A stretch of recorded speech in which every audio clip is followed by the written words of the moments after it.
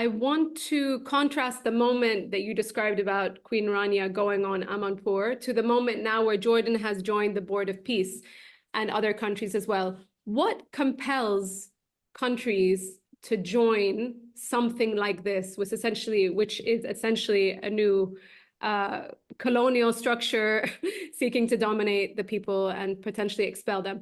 Why would people join something like this? I think a number of countries felt and feel that they needed to join the Board of Peace to make sure nothing crazy happened on the Board of Peace, to protect the interests of the Palestinians. Now, I have a problem with this kind of thinking. This kind of thinking happens a lot. People invite you and say, look, if you come here into this horrendous body, legitimize the body, your voice is important, you'll stop them from doing these crazy things.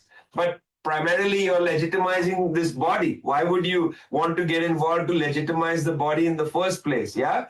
But I can see the thinking for some people. They are thinking, look, if a whole bunch of crazy countries led by Donald Trump, president of this for life, are entrusted by the UN to do this, think of the crazy things they could do. They could just say that all beaches are privatized. I mean, somebody has to be on the Board of Peace to say, no, you cannot privatize the beaches. You cannot, disallow Palestinians from fishing and so on.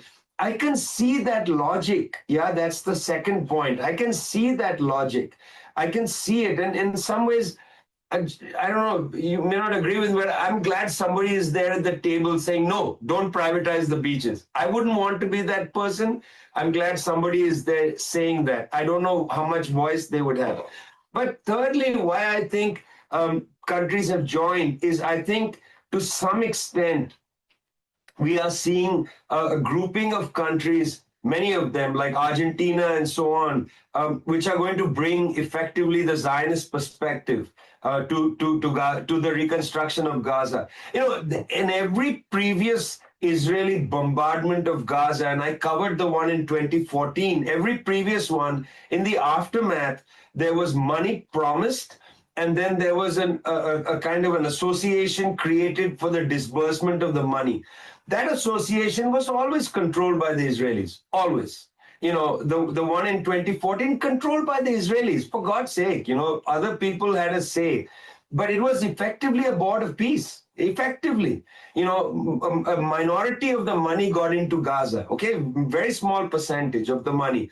So in this case, the Israelis are controlling it again. It's Trump, it's Javier Milei of Argentina, it's a bunch of crackpots, They are going to define a Zionist agenda. And so, I think we have to be very careful about what's happening. This is not a neutral body. Even if there are states at the table saying, no, you can't privatize the beaches, I don't think they're going to have the ability to bring a majority to bear against some of the proposals coming from Trump.